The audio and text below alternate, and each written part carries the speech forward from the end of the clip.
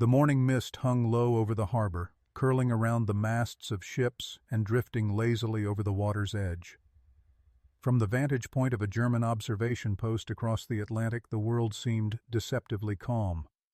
Then, one by one, they appeared on the horizon, enormous steel silhouettes, stretching as far as the eye could see.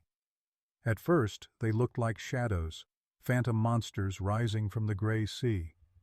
But as the sunlight hit their flat, angular decks, the reality became undeniable. These were no ordinary cargo ships. These were Liberty ships, the very embodiment of American industrial ambition, and they were moving with a confidence that seemed almost alive. For German soldiers stationed along the Atlantic coast, or patrolling the reaches of occupied France, the moment of first sight was one of pure disbelief. In letters and diaries recovered after the war, many described an almost surreal shock, as if the ocean itself had grown steel limbs overnight. "We could not believe our eyes," wrote Unteroffizier Heinrich Müller in a diary entry from 1943. "The Americans send these massive ships across the ocean as if they were toys, hundreds of them, and yet they continue to come." The scale was staggering. Each Liberty ship measured more than 400 feet long, dwarfing the coastal freighters and the aging German merchant ships that the soldiers were accustomed to. Even experienced naval officers were unprepared for the sheer mass of these vessels. Steel decks rose like mini skyscrapers above the waterline, and the hulls, painted in the stark gray of wartime pragmatism, seemed impervious to the waves themselves.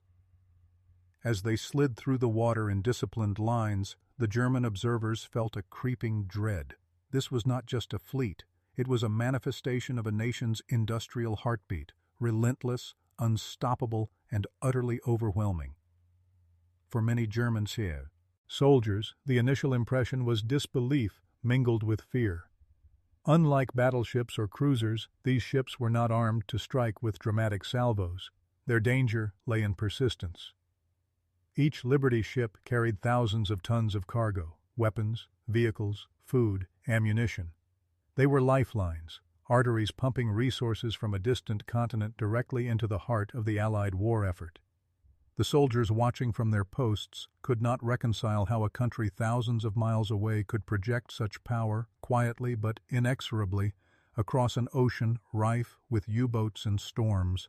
Eyewitness accounts later revealed a mixture of awe and frustration. One German signalman, observing the harbors of Liverpool in 1944, scribbled a note that captured the sentiment of the times. "They come day after day. We sink one, 10 more take its place. We are caught in a tide we cannot hold." The Liberty ships represented an industrial logic that Germany could neither match nor outmaneuver easily. Unlike the glamorous battleships and fast cruisers that dominated headlines, these workhorses were unglamorous but terrifyingly effective, the backbone of a supply chain that would eventually turn the tide of the Atlantic War. The German soldiers' initial reactions were not just about size, they were about realization. For decades, German naval doctrine had focused on decisive, fast-moving engagements, on ships that could outgun or outmaneuver their opponents. And yet here was a fleet that could neither be decisively engaged nor ignored. Its sheer persistence made conventional strategy obsolete. The more they observed, the more it became clear. The Liberty ships were less about confrontation and more about endurance. They were a quiet, mechanical assertion of power, a relentless testament to what American factories could produce when a nation's entire machinery was mobilized for war. Even among officers, the first sight evoked private moments of unease. One Kriegsmarine officer, in a post-war memoir, described a morning watching a convoy move past Brest. "We had fought in the North Sea, we had faced the Royal Navy, yet nothing prepared us for this. Endless lines of steel, carrying everything that could be thrown at us, and they never stopped." It was a realization that would shape their approach to strategy for the coming years.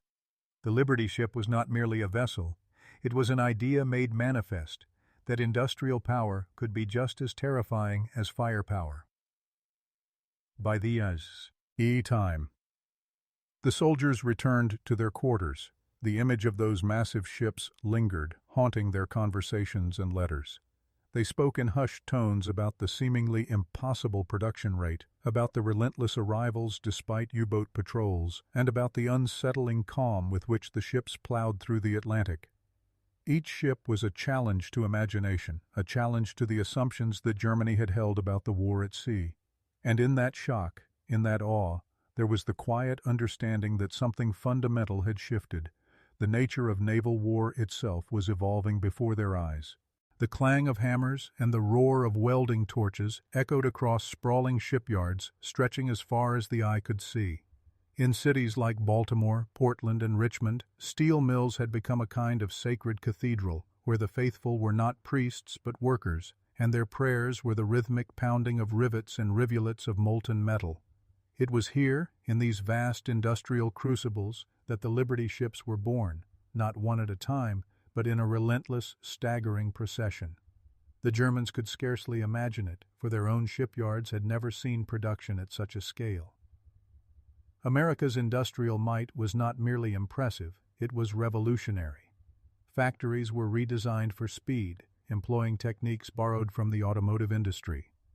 Assembly lines, once reserved for cars and trucks, now churned out steel hulls hundreds of feet long. Prefabricated sections were welded together with astonishing precision, cutting the construction time from nearly a year to as little as 42 days. Each shipyard became a machine within a machine, a symphony of steel, sparks, and human endurance.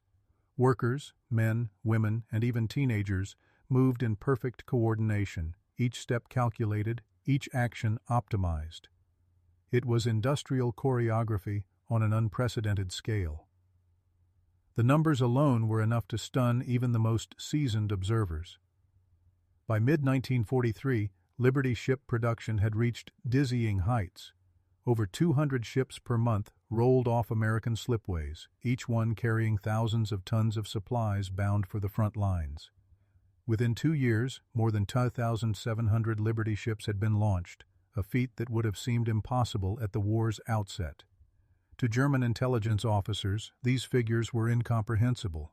Reports filtered back from spies and reconnaissance missions painted a picture not of occasional shipments, but of a sea, ceaseless, unstoppable tide of steel.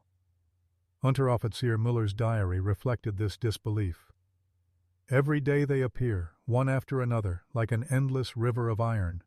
How can one nation create so much so quickly? The speed of production was only part of the story. The very logistics of it, transporting raw materials, coordinating labor, managing schedules, were feats of organizational genius. Steel plates were rolled in Pennsylvania, engines assembled in Ohio, and armaments fabricated in Michigan. Convoys of trucks and trains ferried these components to shipyards on the East Coast, where they were combined into functional vessels almost as quickly as the ink dried on the blueprints. It was an industrial ecosystem optimized for one purpose: victory at sea. For the German military, reports of this scale were unnerving. In intelligence briefings, officers described entire harbors filled with hulls under construction, cranes working in synchrony, and thousands of workers laboring around the clock. "It is not a fleet they are building," one officer remarked, "but a flood." And indeed, that is what it seemed like to those observing from afar. An unstoppable torrent of ships, each one a lifeline to the Allies, each one a reminder that America's war effort was limitless in both ambition and capacity. Yet beyond sheer numbers, the assembly line production symbolized a deeper philosophy. These ships were not masterpieces of luxury or beauty. They were utilitarian, designed for function over form. Each Liberty ship was a testament to pragmatism, a rolling message to the Axis. America did not need elegance or finesse. It needed speed, quantity, and reliability. And in that philosophy lay the psychological impact on German soldiers. They were trained to measure naval power by size, armament, and maneuverability. Here was a force that defied those metrics, measured instead in production quotas, workforce coordination, and relentless output. Even in private correspondence, German officers expressed a sense of unease. Letters from occupied France speak of the disbelief among sailors and soldiers alike, entire fleets appearing from nowhere, launching within weeks, resupplying allies with supplies that seemed infinite. The industrial scale of America's shipyards transformed the war from a contest of attrition to a battle against a nation whose factories had become weapons of unimaginable potency. In the quiet moments before dawn, German soldiers would watch from afar, the glow of shipyard lights reflecting off the water, and realize that they were witnessing not just a fleet being built, but the embodiment of a new kind of warfare, one where steel, labor, and logistics could outmatch even the fiercest guns. The first time German soldiers laid eyes on a Liberty ship in full daylight, it was as if the ocean itself had grown a new mountain range. Rising from the waves, the ships stretched more than 400 feet in length, their hulls cutting through the water with a quiet authority that belied their cargo of war. At nearly 10,000 tons fully loaded, each vessel carried the weight of armies and the lifeblood of the Allied war machine. To the men accustomed to the smaller, nimble freighters of the Kriegsmarine, these ships were something else entirely, immovable, almost mythical in scale, and endlessly practical in design. The Liberty ship was a product of necessity, forged by the American wartime mindset, efficiency over elegance. Its hull was simple and functional, a boxy expanse of steel designed to maximize cargo capacity. Below deck, vast holds stretched for hundreds of feet, ready to swallow tanks, trucks, ammunition, and food supplies. On the main deck, small gun emplacements were strategically placed, a modest defense against U-boats and aircraft. Yet even these sparse armaments seemed insignificant next to the sheer size of the vessel. This was not a ship built for glory. It was a ship built for endurance, a rolling fortress of provision that seemed almost invulnerable in its purpose. German observers were quick to notice the contrast with their own cargo vessels. The typical German freighter, often a few hundred feet shorter and significantly less robust, could be sunk or disabled with precision strikes. Liberty ships, by contrast, were mass-produced, standardized, and surprisingly resilient. Reports from U-boat captains described a new level of frustration. We struck it, and it did not sink. Another appeared in its place the next week, one logbook entry read. The concept of an inexhaustible fleet, built from simple but sturdy sections, was alien to German naval thinking. Here, scale and redundancy were weapons in themselves. Every detail of the Liberty ship was designed with purpose.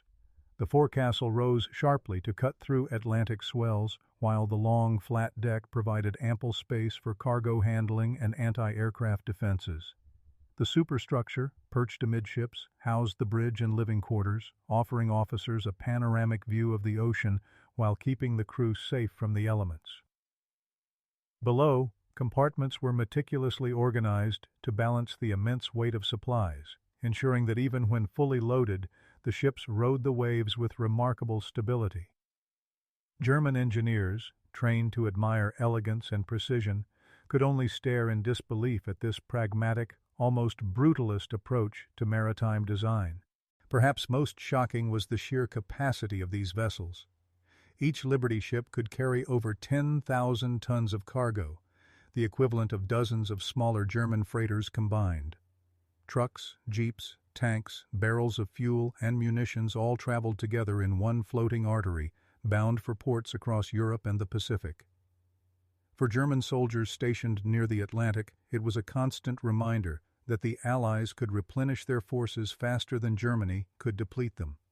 The Liberty ship was not just a boat, it was a rolling warehouse, a lifeline that seemed immune to the usual rules of naval warfare. Contemporary accounts capture the awe and fear these ships inspired. A German lieutenant in Normandy wrote, "We had feared their aircraft, their guns, even their infantry. But these ships, they were something else entirely. They came in numbers we could not count, carrying everything we needed to resist them. And still, they came." The combination of size, simplicity, and mass production created a psychological weight that was nearly as formidable as the cargo itself. Liberty ships did not need to engage in battle to exert power. Their existence was a statement, a constant, visible threat to the Axis war effort. By the time a convoy of Liberty ships passed any German observation point, the soldiers had already begun to measure the impossible. Hundreds of feet of steel, carrying the weight of entire armies, moving across the ocean with quiet, relentless determination. They were unassuming in design, but monumental in effect. Every rivet, every hull plate, every crate within those holds represented a new level of industrial and logistical dominance, a truth that German soldiers could neither ignore nor hope to counter. It was in this realization, this quiet but overwhelming shock, that the Liberty ships achieved their most profound victory. The knowledge that the enemy's strength was limitless, and that the war was no longer fought solely on the battlefield, but also in the factories, shipyards, and mines of those who could produce faster than others could destroy. The engines never truly stopped. Even in the dead of night, a low, relentless hum vibrated through the steel hull, a constant reminder that the ship was alive, carrying its precious cargo across an ocean teeming with unseen threats. On deck, waves slapped against the hull with hypnotic regularity, and the wind carried the sharp tang of salt and fuel into every corner of the ship. For the sailors aboard a Liberty ship, this was home, a home of steel, motion, and endless responsibility, where every creak of the hull and hiss of the boilers demanded attention. The life of a Liberty ship crew was a study in contrasts. There was awe in the sheer scale of the vessel, the humbling vastness of the ocean, and the knowledge that the cargo they carried could tip the balance of the war. Yet there was also fear of U-boats lurking beneath the waves, of storms that could rip through even the sturdiest hull, and of the knowledge that their survival depended on vigilance, skill, and a measure of luck. Diaries and letters from the time describe the psychological weight of these long voyages. Seaman James Callahan wrote to his sister in 1944, "The ship moves like a giant, unstoppable, but sometimes I wonder if its size makes it a beacon. You cannot hide something this big. We are constantly looking over our shoulders, watching for the torpedo's shadow." The quarters were cramped, functional, and far from comfortable. Sailors slept in narrow bunks, stacked like shelves, often sharing close quarters with the roar of engines and the clanging of metal above and below. Privacy was non-existent, and the rhythm of life was dictated by the ship's relentless schedule. Meals were prepared in shifts, rationed to ensure both nourishment and efficiency, and there was little time for leisure beyond the occasional letter home or quiet conversation on the deck. Yet amidst these hardships, camaraderie flourished. Men became a single organism, moving in sync with the ship's demands, sharing both fear and humor to stave off despair. Vigilance was constant. Liberty ships, though armed with modest defensive guns, were slow-moving targets, and the Atlantic was filled with dangers both natural and man-made. Lookouts scanned the horizon for periscopes, torpedo trails, and enemy aircraft, while engineers kept the engines running at all hours, monitoring pressure gauges and ensuring the boilers hummed steadily. Even the smallest mistake could mean catastrophe. The crew learned quickly that their survival depended not just on their own skill, but on the coordinated effort of dozens of men performing a delicate, exhausting dance of mechanics and vigilance. The monotony of the sea was broken only by the occasional flare of danger or the arrival of port. Days stretched into weeks with little variation. The horizon an endless gray-blue, the sound of engines a constant companion. Letters home often reflected the duality of this life, the pride of contributing to a massive war effort, coupled with the gnawing anxiety of vulnerability. One sailor recounted, "We know what we carry: tanks, trucks, food, ammunition. We are the veins of this war, but we are fragile. Each wave feels like a test of our resolve, and each night brings a question: will the torpedo find us before we reach shore?" Despite the hardships, the Liberty ship offered a sense of purpose unparalleled in the war. Unlike soldiers in the trenches, these sailors were constantly reminded that every mile they traveled delivered hope, sustenance, and firepower to the front lines. Their labor, their vigilance, and their endurance transformed steel and cargo into an invisible but decisive weapon against the Axis powers. German soldiers observing these convoys from the decks of their own ships or distant coastal posts could not fathom the human effort contained within each vessel, a human element as critical as any engine or gun. The Liberty ship's vastness was mirrored by the endless responsibility of those aboard. Every knot traveled, every wave surmounted, and every cargo hold secured was part of a larger narrative, the unfolding story of a war where production, logistics, and human perseverance were as decisive as any battlefield engagement. The crew lived at the intersection of awe and terror, endurance and monotony, hope and fear, a living embodiment of America's industrial and human determination. Long before German soldiers first glimpsed the massive steel hulls of Liberty ships cutting through the Atlantic, reports had already begun to trickle through the channels of the Kriegsmarine's intelligence network. Ciphers were broken, telegrams intercepted, and aerial reconnaissance photos analyzed. From the moment Germany realized that America had entered the war with industrial firepower unlike anything Europe had ever seen, the sheer scale of the Liberty ship program became a source of growing alarm and disbelief. German intelligence officers meticulously catalogued the data, noting production numbers, shipyard locations, and convoy schedules. In early 1942, a decrypted communication from an American port described the launch of another 30 vessels this month, prompting one senior German analyst to scrawl in the margins, "Unbelievable, they build faster than we can sink." The tone in these reports reflected a mix of fascination and fear. Unlike traditional battleships, whose power could be measured in guns and armor, these cargo ships represented an entirely new kind of strategic threat, a force measured in quantity, speed, and relentless replenishment.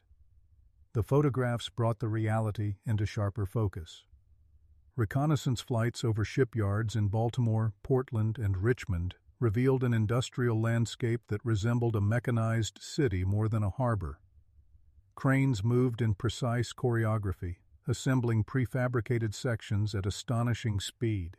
Steel sheets were fed into presses, boilers welded into place, and engines installed as if by clockwork. Intelligence officers wrote of these images in reports that read like accounts of science fiction. They have found a way to multiply steel itself. Entire fleets emerge in a matter of weeks. Even seasoned Kriegsmarine officers struggled to comprehend the implications. U-boat commanders tasked with disrupting Allied supply lines began receiving briefings filled with unprecedented figures. By 1943, Germany had documented that Liberty ships were rolling off American slipways at a rate of 200 per month, dwarfing anything Germany could produce or sink in equal measure. One U-boat captain noted in his log, "For every ship we destroy, 2 more take its place. It is as if the ocean itself carries their will." The reports underscored a stark reality. The war was no longer merely about tactical skill or firepower. It had become a contest of production, endurance, and logistical dominance. The intercepted communications were not always numerical. Occasionally, they contained candid remarks from American dock workers or shipyard managers, inadvertently revealing the scope of the program. In one message, a supervisor casually noted, "We expect to have 30 hulls ready for launch next month. Keep the schedule tight. The war does not wait." German analysts were left shaking their heads. To them, the scale and efficiency defied conventional logic. Entire fleets, seemingly conjured from thin air, moving relentlessly toward the theaters of war. The psychological effect of these intelligence reports was profound. Officers began to recognize that the Liberty ships were more than just vessels. They were symbols of American industrial might, each one a message that the Allies' capacity for supply could outstrip Germany's ability to resist. In letters home, German soldiers expressed both frustration and fear. "Every day brings news of more ships. We cannot hope to intercept them all. Their numbers are beyond imagining." The sentiment echoed throughout the ranks, a growing awareness that the Liberty ships represented a war fought not only on oceans and battlefields, but in factories and planning rooms thousands of miles away. Even as reconnaissance photos captured the assembly lines and launch sites, intelligence officers emphasized the repetitive, relentless nature of production. Liberty ships were standardized, simple in design, and optimized for speed, a stark contrast to Germany's more specialized but slower shipbuilding efforts. Reports highlighted that while German engineers prided themselves on precision and quality, the Americans valued volume, function, and endurance, creating a logistical nightmare for Axis strategists. The calculations became almost unbearable. For every German U-boat deployed to the Atlantic, a dozen Liberty ships could sail safely, each one carrying the tools, food, and vehicles that would keep Allied forces moving. By the time German soldiers first saw the Liberty ships themselves, the image of American industrial scale had already been seared into their consciousness. The intelligence reports, filled with numbers, diagrams, and photographs, had primed them for disbelief. Yet reality still exceeded expectation. The soldiers could not fully comprehend how a nation could build such vessels with such speed, nor could they ignore the strategic consequences of this relentless output. For Germany, the Liberty ships were no longer abstract threats in intelligence bulletins. They were tangible, awe-inspiring, and above all, unstoppable. The horizon was a steel river, stretching endlessly under a pale, cold sky. Hundreds of Liberty ships moved in disciplined formation, a vast, synchronized procession that seemed more like a mechanical miracle than a naval operation. From the decks of German U-boats or observation posts along the coast, the sight was overwhelming, a testament to industrial might and meticulous coordination. These convoys were not just transport missions, they were moving statements of power, silently asserting that no submarine, no storm, no obstacle could halt the flow of American resources. The Atlantic was treacherous. Waves rose like walls of gray glass, battering the hulls and soaking decks with icy spray. Storms were a constant threat, capable of tearing open cargo holds and stranding ships far from help. Yet the Liberty ships endured, their simple, sturdy construction allowing them to ride the waves with remarkable stability. Each vessel carried vital cargo, tanks, trucks, ammunition, food, a lifeline to the front lines in Europe. Their passage through the North Atlantic was a feat of endurance, an industrial ballet choreographed against nature's most violent moods. German soldiers and U-boat crews watched these convoys with mounting disbelief. Even seasoned commanders, hardened by years of naval warfare, struggled to comprehend the scale. "They stretch as far as the eye can see," wrote a German sailor stationed near the Bay of Biscay. "We thought we understood fleets, but this is endless. They are everywhere, and yet always coordinated." Convoys often numbered dozens of ships, moving in tight formation to maximize defensive coverage against air and submarine attacks. Their sheer size presented a psychological barrier. Attacking one ship seemed almost futile when dozens, sometimes hundreds, continued unabated. Coordination was key. Each convoy followed strict schedules, with signal flags, radio communication, and convoy escorts guiding the immense flotilla across hostile waters. Destroyers and corvettes patrolled the perimeters, ready to counter U-boats, while aircraft overhead provided surveillance and air cover. German intelligence and naval officers noted the precision with which these convoys operated, often marveling at their discipline. "It is not just a convoy," one report read. "It is an army of steel moving as one, untouchable in its organization." For the sailors aboard, life was a constant mixture of monotony and terror. Endless days at sea were punctuated by drills, lookouts scanning for periscopes, and the occasional thunder of depth charges. Every ship in the convoy depended on the others. A single lapse in vigilance could invite disaster. Yet despite the danger, there was a rhythm to the movement. A mechanical pulse, almost hypnotic, that carried men and cargo alike across thousands of miles. German observers could only watch and calculate, trying in vain to find a weak point in a formation that seemed flawlessly coordinated. The psychological impact on German soldiers was profound. The convoys represented not just material superiority, but an existential challenge. How could one nation possibly resist such relentless supply? U-boat logs from 1943 frequently reflected a sense of frustration and futility. We strike at 1, 2, 3 ships, and the next day another convoy appears. Their production never ceases. Our work feels meaningless against such numbers. This was the essence of the Liberty ships' power. They did not fight in traditional ways, but in endurance, volume, and logistics. Even under attack, Liberty ships demonstrated resilience. Torpedoes struck and ships sank, yet the convoys continued. Losses were mourned, but the operation never faltered. Each replacement ship was a message, a reminder that the Allied war machine could absorb casualties as easily as it produced steel. German soldiers, witnessing the scale and persistence of these fleets, began to understand that the Atlantic War had changed. This was no longer a game of isolated encounters or daring raids. It was a contest of endurance, production, and unwavering supply. By the time a convoy reached its destination, carrying its precious cargo safely to Allied ports, the impact on German observers had already taken hold. The Liberty ships were more than vessels. They were a symbol, a moving proof of industrial supremacy and logistical genius. Each crossing impressed upon the enemy that the war was not just fought in battles and on front lines, but in factories, shipyards, and oceans, where human ingenuity and coordinated effort created a tide that could not be stopped. The voices of the German soldiers come alive in ink and paper, etched into diaries, letters home, and later interviews, a raw, unfiltered reflection of their awe and dread when confronted by the Liberty ships.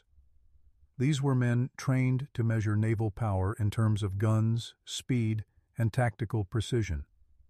Instead, they were faced with something that defied all conventional calculation. Enormous utilitarian vessels moving with a certainty and volume that seemed endless.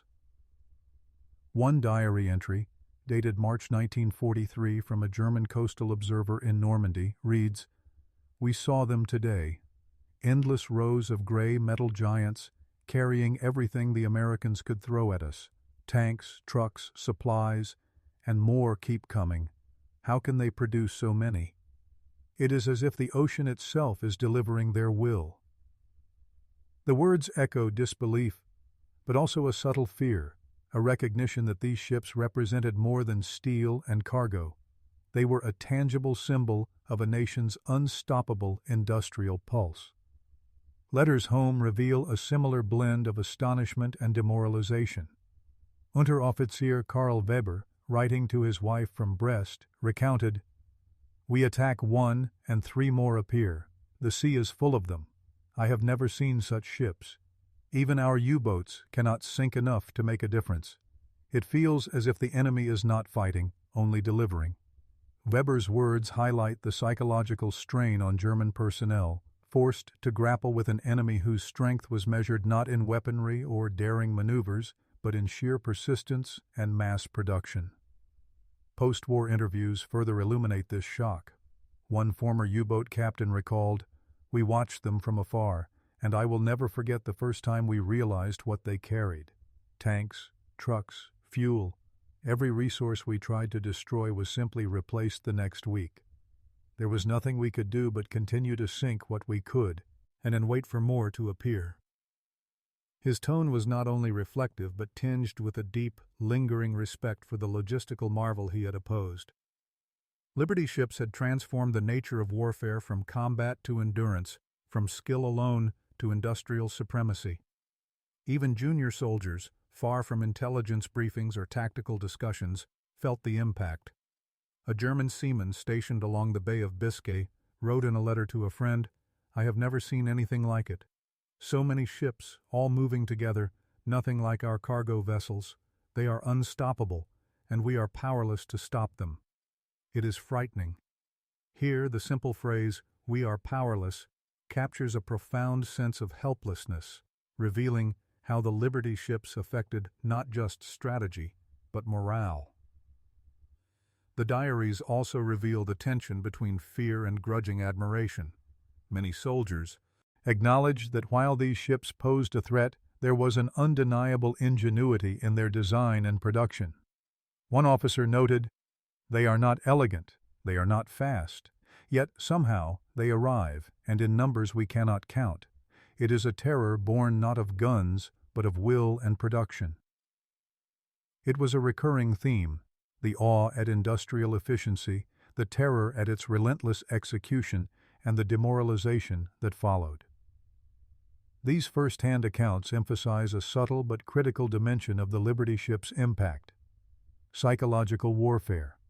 Soldiers on the front lines, as well as officers plotting strategy, were forced to recalibrate their understanding of what constituted power at sea. No longer could a few well-placed torpedoes or a clever maneuver decide the outcome. Liberty ships were less about individual brilliance than collective, continuous effort, a relentless tide that slowly eroded confidence, reshaping the enemy's perception of victory and loss. In reading through these letters and diaries, one notices a shared astonishment at scale, speed, and durability. The words often blend disbelief with a sense of futility.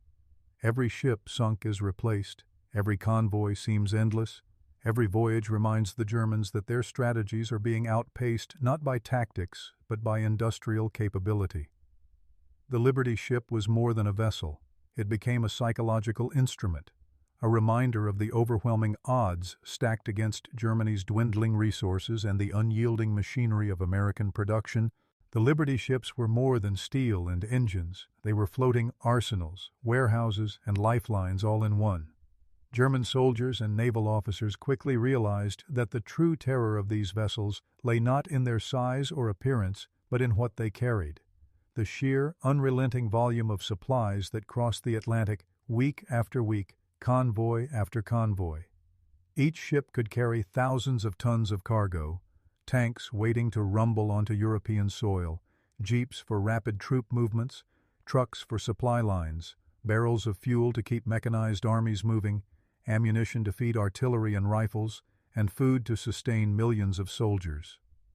To the Germans, this was a logistical miracle and a nightmare. Reports from the front, letters, and post-war memoirs reveal that the Germans were almost overwhelmed by the scale. "We attacked their convoys, but it was hopeless," wrote a U-boat officer in 1943. "They lose one ship, and 10 more arrive to replace it. And each one carries everything our forces fight to destroy: tanks, guns, trucks, endless supplies." Unlike battleships, which could be measured in firepower, these cargo vessels were judged by an entirely different metric: the ability to sustain a war effort across oceans. The Liberty ship was the heartbeat of Allied logistics, and its pulse was terrifyingly steady. The contrast with Germany's supply lines was stark. German convoys relied on a limited number of cargo ships, often smaller and slower, vulnerable to Allied submarines and air attacks. Resources were constrained, production schedules were rigid, and losses were deeply felt. Meanwhile, Liberty ships moved almost with impunity, replacing any sunk vessel within weeks, sometimes days. The psychological impact was as devastating as the material. For every tank or gun the Germans destroyed, 2 more would arrive, delivered with industrial precision, on and relentless timing. The speed of this resupply chain changed the battlefield calculus. Every Allied invasion, every offensive, and every holdout at a distant front was supported by a seemingly infinite stream of materiel. Soldiers on the German side recognized the implications quickly. One diary entry from a Wehrmacht officer near the Normandy coast reads, "We see their weapons, their trucks, their tanks arrive, and we know that no matter what we do, it will not stop. It is as if the sea itself is their factory, delivering war in endless parcels." The enormity of this logistical advantage struck fear into the hearts of those who understood its consequences. The Liberty ships also carried something less tangible but equally vital: hope for Allied forces. Every tank, every crate of ammunition, every barrel of fuel represented an extension of operational capacity, a lifeline that allowed soldiers to fight another day, to hold territory, and to advance across hostile terrain. German soldiers, by contrast, witnessed an adversary whose industrial and logistical capabilities seemed limitless. This imbalance eroded confidence, as men understood that numerical superiority on the battlefield could be offset by the relentless supply arriving from thousands of miles away. The true horror, from the German perspective, was that the Liberty ships made strategic denial nearly impossible. U-boats could sink a vessel, but replacements were already en route. Entire ports could be blockaded, yet convoys found ways through. In letters and memoirs, German officers frequently describe a feeling of helplessness. We strike, we attack, we sink, and still the supplies come. It is endless. How can we fight an enemy whose lifeblood cannot be cut? Their words reveal a deep understanding that war was no longer just a contest of tactics or bravery. It had become a contest of logistics. And in this contest, the Liberty ships were almost unbeatable. By the time German soldiers had witnessed multiple convoys and calculated the supplies delivered, the enormity of the challenge became undeniable. These ships carried not just tanks or guns, but the very potential to sustain campaigns, reinforce positions, and prolong battles indefinitely. In essence, every Liberty ship that crossed the Atlantic was a message. The Allied war machine was powered by a river of steel, and Germany's ability to counter it was hopelessly limited. It was not the individual vessel that shocked them, but the continuous, coordinated stream of them, delivering everything necessary to fight and fight again, over and over. From Berlin to occupied France, German propaganda machinery worked tirelessly to frame the war in terms favorable to the Reich. Newspapers, radio broadcasts, and leaflets emphasized Allied weaknesses, overstated losses, and celebrated every U-boat success. Liberty ships, however, presented a particular challenge. The sheer number, size, and resilience of these vessels could not be ignored. For the propaganda ministers, the task was delicate. Acknowledging their presence risked demoralization, but denying their impact would strain credibility. Official broadcasts often portrayed Allied convoys as vulnerable and poorly defended. "Our brave submarines strike at every enemy vessel," proclaimed a 1943 radio announcement, "and every loss weakens their fragile supply lines." Leaflets dropped over occupied ports included diagrams of U-boats attacking slow-moving cargo ships, accompanied by captions celebrating the Reich's naval prowess. In theory, these messages were meant to reassure soldiers and civilians alike that the Atlantic remained a battleground where Germany could contest supply lines. The reality, however, was impossible to conceal from those stationed along the coast or engaged in naval operations. German soldiers, sailors, and intelligence officers observed Liberty ships moving in massive convoys, braving storms, and consistently delivering their cargo. No matter how many vessels were sunk, replacements were already on the horizon. Diaries and letters from the front reveal a persistent tension between the government's narratives and what soldiers actually witnessed. One Wehrmacht officer wrote in frustration, "Berlin tells us the Americans are struggling, that their supply lines are in chaos. Yet every day we see these ships, full and endless, moving without pause. The truth is different from their speeches." This gap between propaganda and reality created confusion and, ultimately, psychological strain. Soldiers were trained to trust intelligence reports and official channels, yet their eyes and experience told another story. The Liberty ships were more than mere vessels. They were proof that America's industrial machine could not be contained or slowed by conventional attacks. For German observers, the discrepancy between what they were told and what they saw undermined confidence. Even when German radio celebrated a successful U-boat attack, it was quickly overshadowed by the knowledge that another convoy had arrived the next week, cargo intact. Propaganda also tried to minimize the scale of production, portraying Liberty ships as slow, poorly constructed, or easy to sink. Yet first-hand encounters told a different story. Ships endured torpedo attacks, rough seas, and mechanical failures, yet still completed their journeys, often within weeks of being launched. Soldiers began to internalize a subtle but pervasive lesson.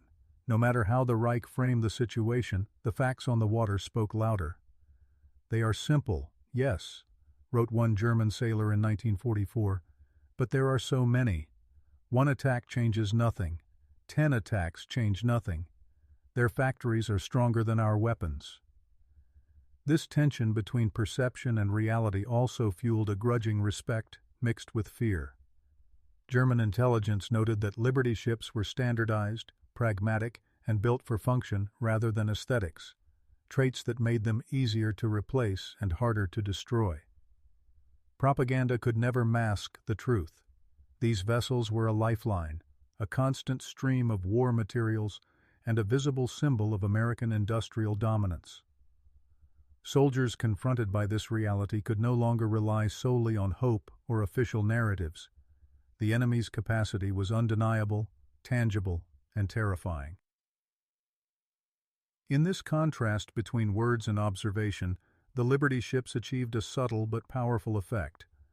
They challenged assumptions, disrupted expectations, and revealed that war was not fought solely with courage or cunning, but with production, coordination, and endurance. German soldiers, forced to reconcile propaganda with their lived experience, experienced a quiet, insidious demoralization. They realized that even when victory seemed plausible on paper, the relentless flow of supplies and men across the Atlantic would undermine every tactical success. The ships themselves became a symbol of truth in a fog of propaganda, simple, persiste, not, and unstoppable. For German soldiers, seeing convoy after convoy arrive undiminished, loaded with vehicles, ammunition, and food, was an unassailable reality that no broadcast or leaflet could counter. In this collision of perception and reality, the psychological impact of the Liberty ships was profound. A continuous reminder that the war had shifted from the battlefield to the factory, and that Germany's propaganda could not alter the facts forged in steel and steam. The Atlantic, vast and merciless, became a stage for a deadly cat-and-mouse game. German U-boats prowled beneath the waves, shadows in a gray, churning ocean, hunting what they once believed to be vulnerable cargo ships. But the Liberty ship convoys were unlike anything they had faced. Hundreds of vessels moved in disciplined formation, escorted by destroyers, corvettes, and aircraft overhead. For the submarine crews, the first encounters were shocking. A logistical nightmare materialized in steel and relentless coordination.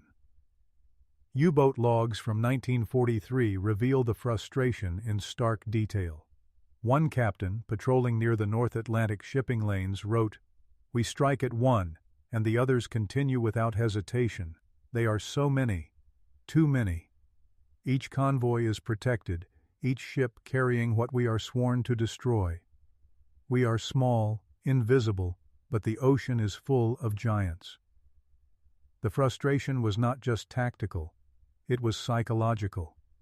For every Liberty ship sunk, 2 more seemed to take its place, carrying vital supplies to the front lines. The cumulative effect was demoralizing for crews who had been trained to take pride in their stealth and precision. The encounters themselves were tense and deadly. Torpedoes were launched from periscopes barely breaking the water, engines humming quietly beneath the waves. Depth charges exploded in violent clouds of bubbles and noise, shaking both vessel and mind. Yet, even when attacks succeeded, the impact was limited. Liberty ships were resilient, built for endurance, and the mass production ensured that losses were quickly replaced. Convoys pressed onward, undeterred by damage to 1 or 2 vessels, their numbers creating a buffer that frustrated even the most skilled submarine commanders. Accounts from German sailors reflect this mounting sense of helplessness. One U-boat officer described a night attack in mid-1943. "We fir at upon the lead ship.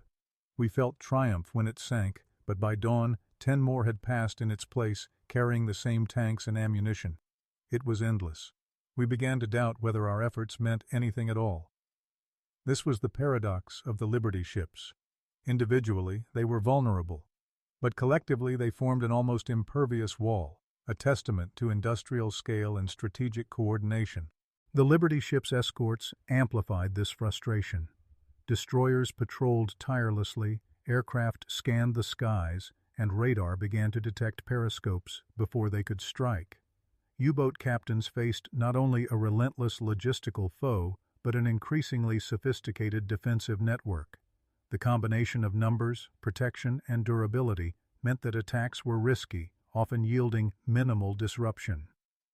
Reports from German intelligence began to acknowledge a simple truth: the Liberty ships could be damaged, but they could not be stopped.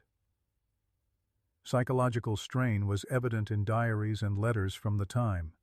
One German sailor wrote, "We attack in the night, torpedoes in the water, yet by morning the convoy is intact, moving toward England as if nothing had happened. Each attack feels like shouting into the wind." The repetition of this experience wore down morale. U-boat crews, once confident in their ability to control the Atlantic, now faced the realization that the enemy's strength lay not just in strategy or armament, but in persistence and scale. Even successful sinkings carried a bitter irony. While one Liberty ship went down, it often became clear that the convoy's mission continued undisturbed. The loss was a tactical victory, but strategically it changed nothing. The Germans had to contend with the relentless rhythm of production and deployment, a system that turned every effort into a minor delay rather than a decisive strike. The Liberty ships had transformed the rules of naval engagement. Quantity, coordination, and endurance had become as deadly as any torpedo. By the time convoys passed, their course uninterrupted, U-boat commanders and crews were left with a profound sense of futility. The Liberty ships were more than vessels.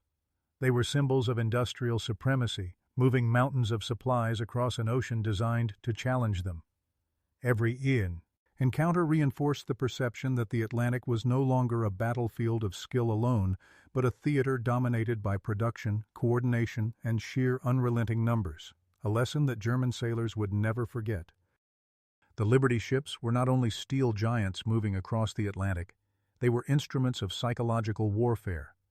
German soldiers, sailors, and officers quickly realized that these vessels were more than logistical tools. They were a constant, visible reminder of an enemy whose capacity seemed limitless. The psychological impact was subtle, insidious, and relentless, eroding confidence and amplifying fear with every convoy that passed. Accounts from the front reveal a recurring theme: disbelief and dread.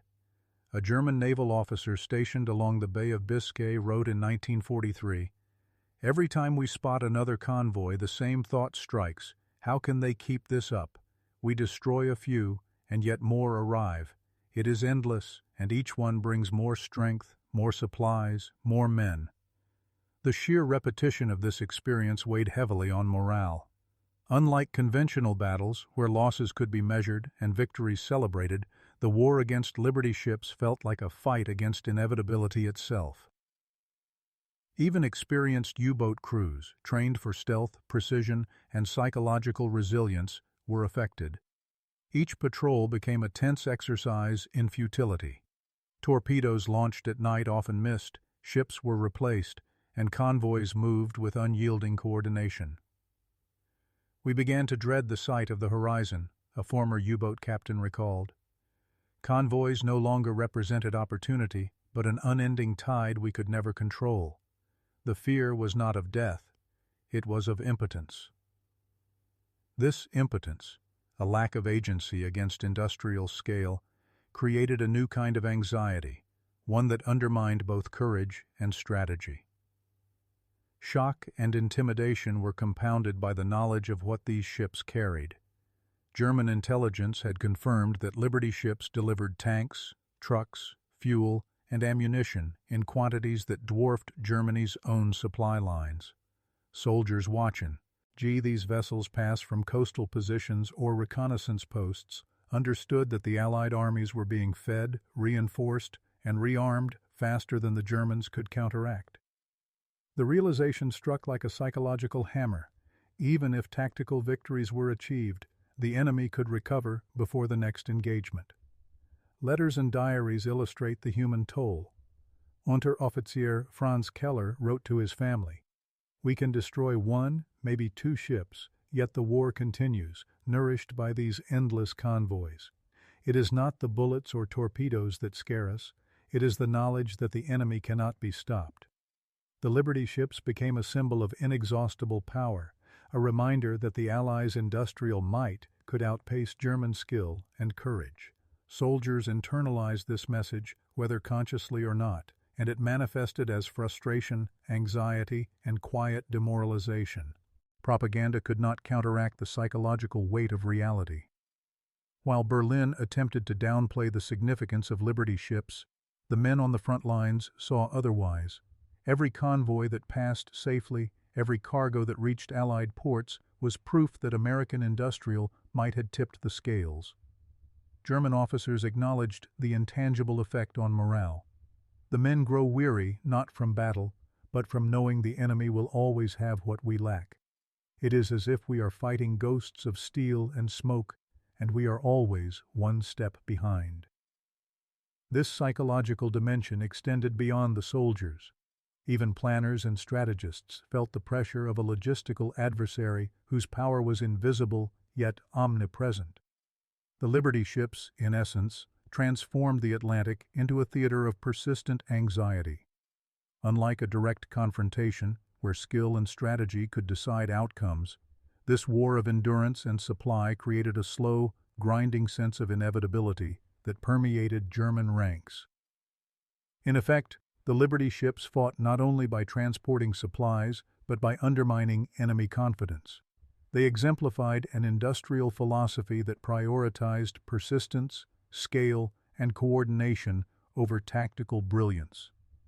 The continuous arrival of convoys conveyed a simple, terrifying message. The Allies' capacity to wage war could not be diminished. For German soldiers, every crossing reinforced a stark truth. Victory required more than courage. It required the impossible task of countering a nation whose strength was measured in factories, workers, and steel, not just guns or submarines. In the age of war, beauty and elegance on the high seas were luxuries that could not be afforded. The Liberty ships embodied a stark, uncompromising philosophy: function over form, speed over aesthetics, utility over refinement. To German observers, trained to respect meticulous craftsmanship and precision engineering, these vessels seemed crude at first glance: boxy hulls, flat decks, and minimal armament. Yet it was precisely this pragmatism that made them revolutionary, turning industrial simplicity into a weapon as lethal as any gun. Each Liberty ship was an engineering marvel, not because of elegance, but because of its purpose. Standardized designs allowed for rapid construction, and prefabricated sections could be assembled like pieces of a vast, mechanized puzzle. A shipyard could launch a vessel in weeks rather than months, reducing labor costs and circumventing material shortages. Steel plates were welded instead of riveted, engines were robust rather than delicate, and hulls were built to endure the pounding of storms and even partial torpedo damage. German engineers, upon inspecting intelligence reports and reconnaissance photos, noted this efficiency with disbelief. They forego refinement for quantity and endurance, and yet the result is astonishing. A ship can be built in a fraction of the time it would take us, and it serves its purpose without fail. The design philosophy reflected the realities of a global war. Liberty ships were not intended to duel with battleships or outmaneuver enemy cruisers. They were designed to carry essential cargo across the most dangerous ocean in the world. Tanks, ammunition, fuel, food, vehicles, all needed to arrive in Allied ports intact. The simplicity of their hulls, the functionality of their decks, and the straightforward layout of living quarters were all calculated to maximize capacity and minimize construction time. In essence, the Liberty ship was a tool perfectly tuned to the logistics of modern warfare. This pragmatism had profound implications. German supply vessels, often smaller and more refined, could transport only limited cargo, making them vulnerable to Allied attacks. Liberty ships, by contrast, relied on numbers and redundancy. Even if several were lost to U-boats, storms, or mechanical failure, countless others were already underway, replenishing the flow of supplies without interruption. To German soldiers and officers, this method of industrial redundancy was bewildering, an entirely new way of waging war, where the power of production eclipsed the power of individual design. Despite their utilitarian nature, Liberty ships inspired a kind of grudging respect among German engineers and intelligence officers.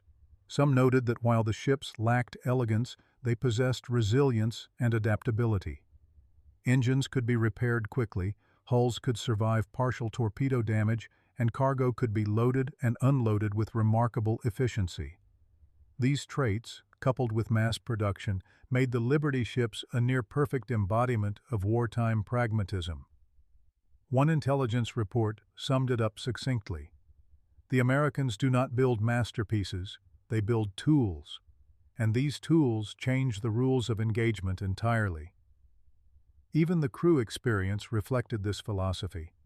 Living quarters were Spartan, meals functional, and comforts minimal. Yet the ships kept moving, despite storms, enemy attacks, or mechanical failures. Life aboard a Liberty ship was a lesson in resilience and practicality, a microcosm of the engineering principles that made the vessels so effective. Every rivet, every weld, every prefabricated section was optimized for speed, durability, and purpose. German soldiers, observing these ships from afar or through intelligence reports, gradually realized that the brilliance of the Liberty ship lay not in aesthetics or technical sophistication, but in its perfect alignment with the demands of war. In the end, the Liberty ship was a triumph of American industrial thought, rapid, efficient, and unglamorous, yet supremely effective. It demonstrated that engineering excellence need not be measured in beauty or complexity. In wartime, it could be measured in tonnage delivered, voyages completed, and the relentless movement of supplies that kept entire armies fighting. For German observers, the lesson was sobering.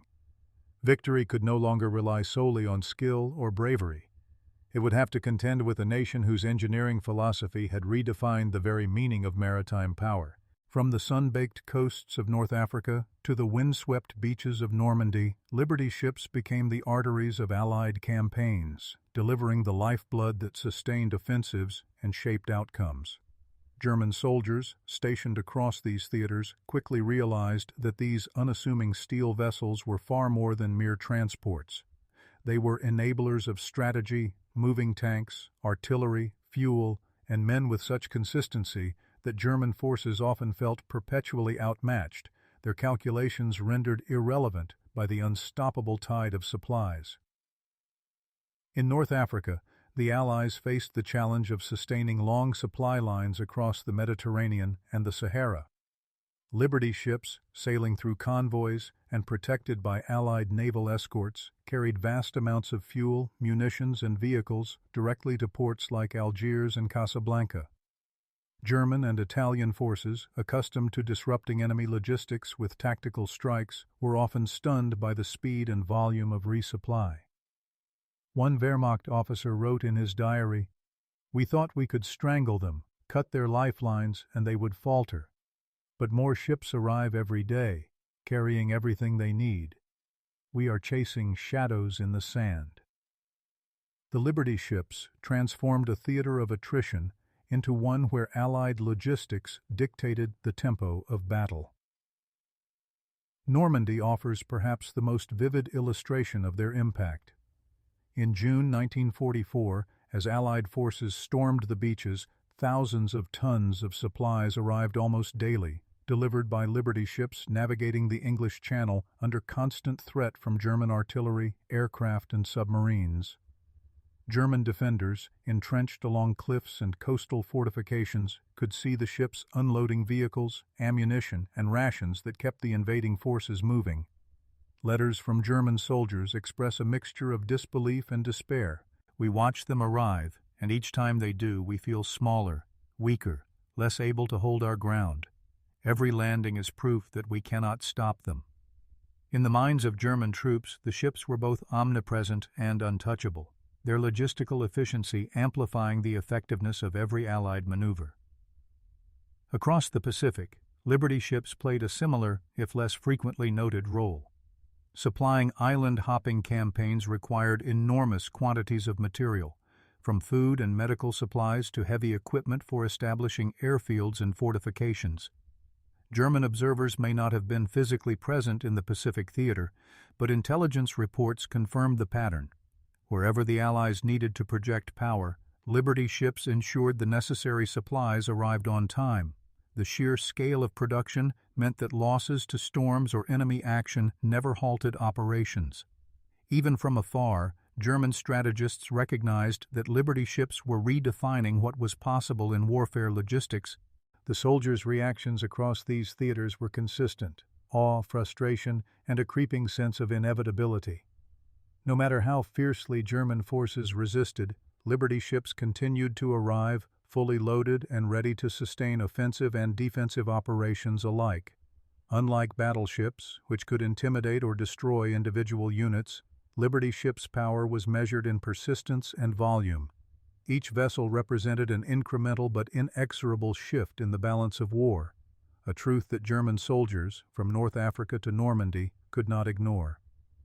Even small tactical victories offered little consolation.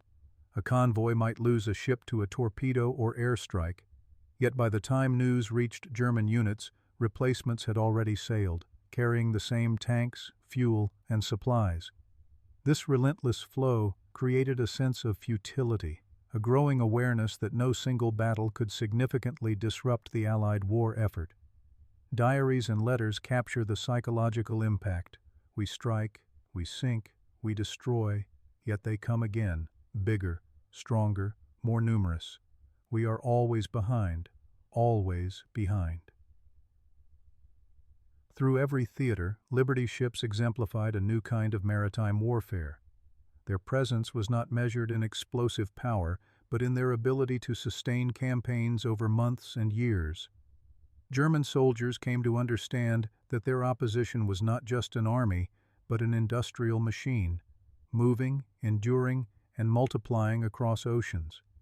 In key battles, the ships were the quiet but decisive factor, tipping the scales in ways that guns and strategy alone could not. By the time a campaign ended, the legacy was unmistakable. Liberty ships had delivered not just supplies, but certainty, the certainty of an Allied advantage that German soldiers could neither halt nor fully comprehend. For German sailors and naval officers, the first encounter with Liberty ships forced a reckoning not just with American industrial might, but with the stark inadequacy of their own fleet. German cargo vessels were smaller, slower, and far fewer in number, designed for peacetime commerce rather than the relentless demands of global war. Battleships and cruisers could dominate in firepower, but the Liberty ships' mission was different. They were the arteries of Allied supply, built for endurance, volume, and replacement, traits that German engineers had not prioritized in comparable numbers. Intelligence reports frequently highlighted the disparity. Where German ports could outfit a handful of transport ships each month, American shipyards were launching hundreds. The Germans had meticulously designed U-boats and surface raiders to strike enemy logistics, but even these specialized vessels were overwhelmed by the sheer number of Liberty ships streaming across the Atlantic. One Kriegsmarine officer noted in a 1943 assessment, "We may sink one vessel, perhaps two, and yet the enemy fleet remains undiminished. It is as though the ocean itself carries their will." The frustration is evident. Strategy and skill could only achieve limited results against such scale. From a design perspective, the contrast was striking. German cargo ships were elegant and precise, optimized for speed or cargo efficiency in normal trade, but limited in adaptability to wartime conditions. Liberty ships, by contrast, were utilitarian but resilient, built for speed of construction and sheer cargo capacity. Their armament was minimal, but sufficient to deter light threats, and their modular design allowed rapid repairs. To German observers, it seemed almost paradoxical. A ship that appeared crude or even primitive could outperform more sophisticated vessels simply because it could be produced in unprecedented numbers and replaced almost immediately if lost.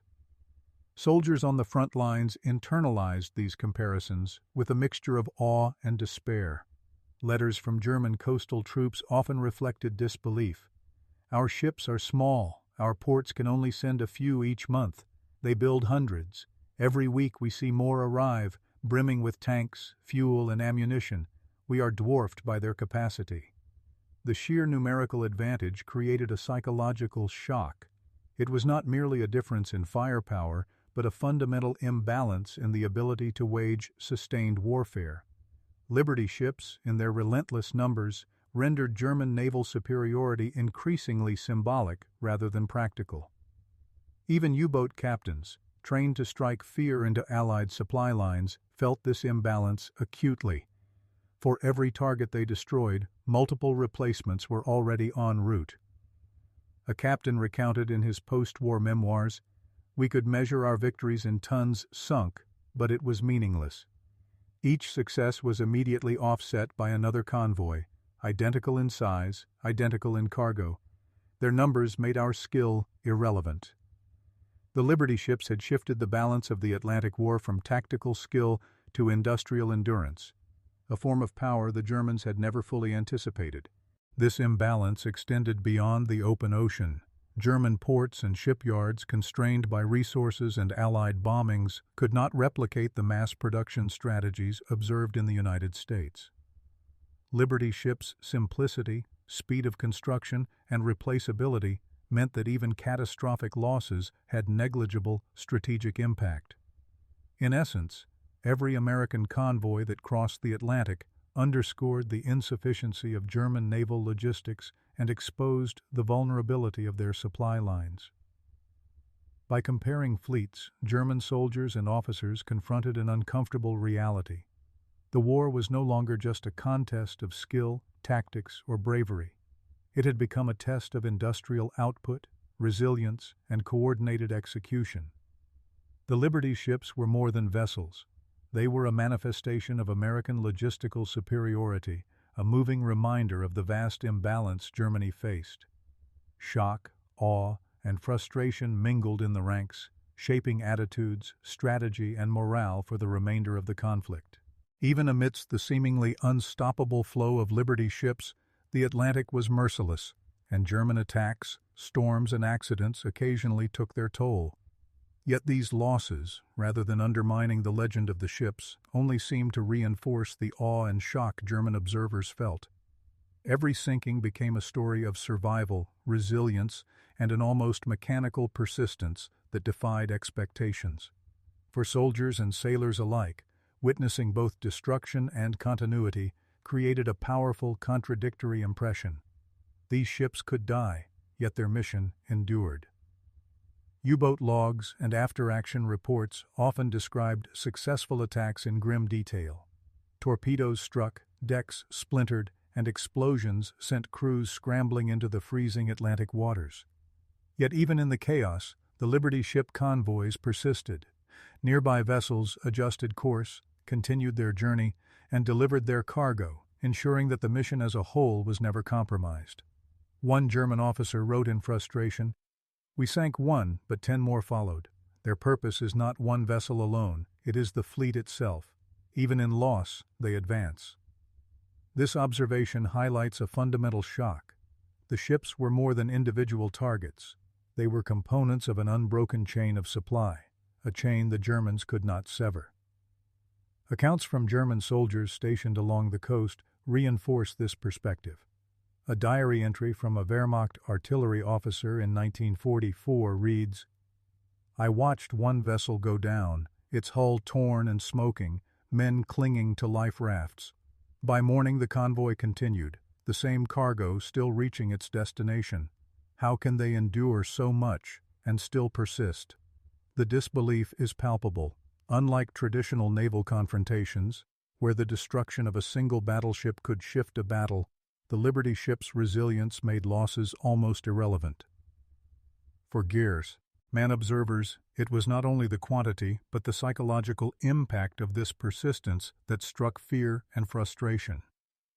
Survivor stories added another layer to this perception. Crews endured freezing waters, torrential storms, and enemy attacks, often relying on life rafts, nearby ships, or daring rescues to survive. Letters from American sailors described exhausting voyages, relentless seas, and near-death experiences, yet always emphasized that the convoy kept moving, cargo intact. German soldiers, who intercepted some of these communications or later learned of them through intelligence reports, expressed amazement.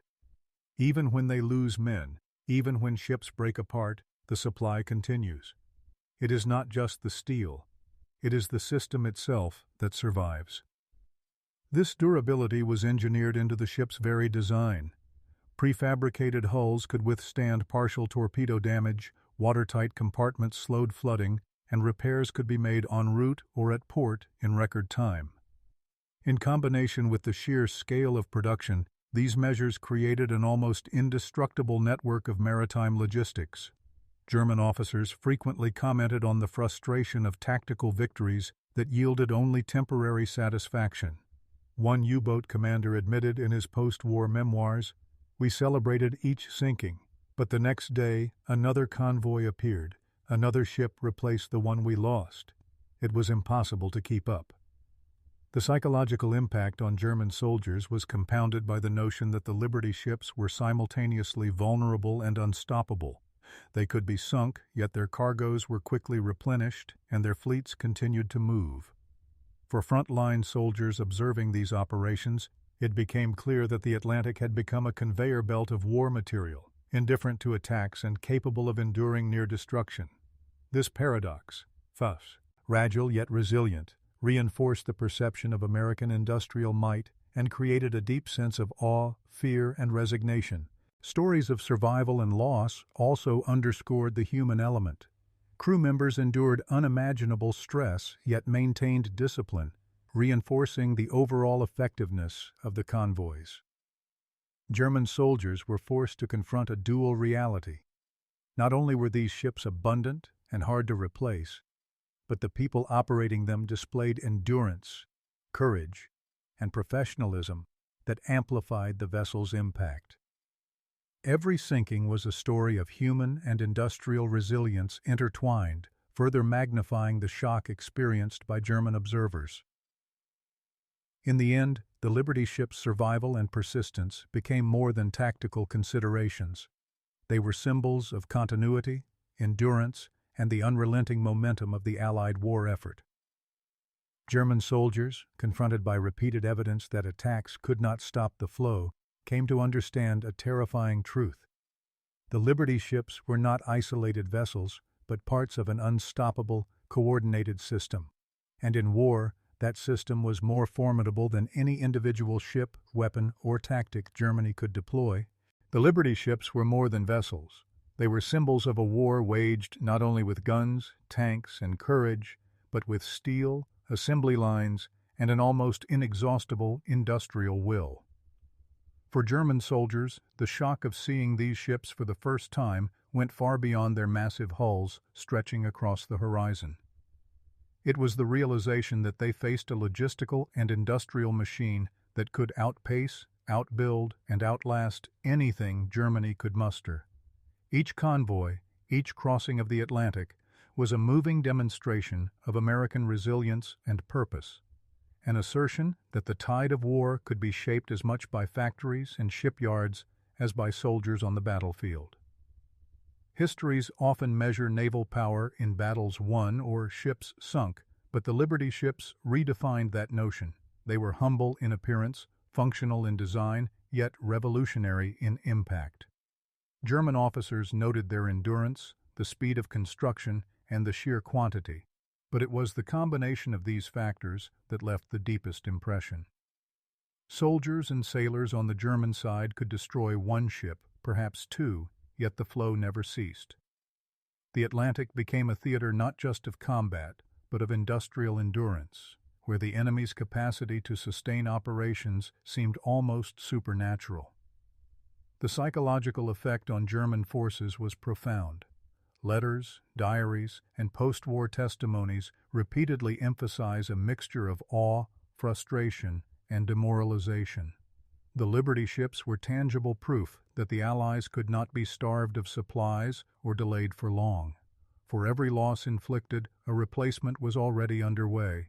The German mind, trained in strategy, skill, and tactics, had to confront a force measured in thousands of tons of steel and miles of assembly line, a force that would not tire, would not retreat, and would not falter. Strategica. Lee, the ships were decisive.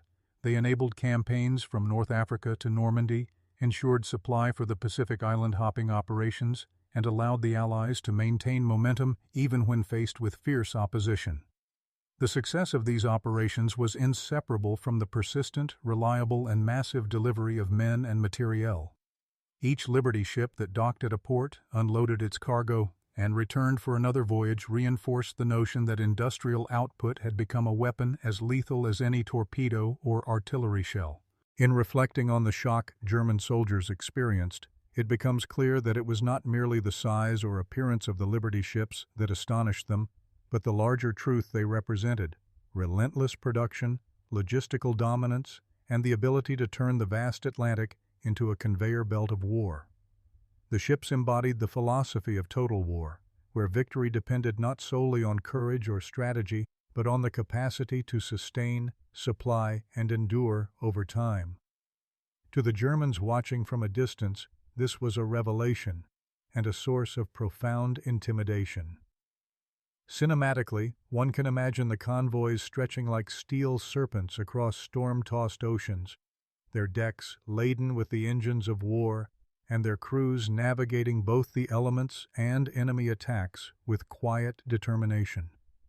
Each crossing was a testament to human ingenuity, industrial might, and collective perseverance. In the eyes of German soldiers, these ships were not just transports. They were unstoppable steel giants, heralds of a new era of warfare, and a force that would ultimately help tip the scales of the Second World War. The Liberty ships changed the course of war not by dazzling with firepower, but by redefining what it meant to project power across oceans. They were simple, pragmatic, and abundant, yet their impact was profound, enduring, and unforgettable. For the men who first saw them, their shock was a mixture of awe and fear. The recognition that the war they fought was now measured not just by battles, but by the relentless, rolling might of American industry. These vessels, humble in design but titanic in consequence, left an imprint on history and on the minds of those who could only watch, powerless, as the Allies' steel lifeblood crossed the seas unbroken. Subscribe for more forgotten WWII stories, where history's overlooked giants reveal the forces that truly shaped the war.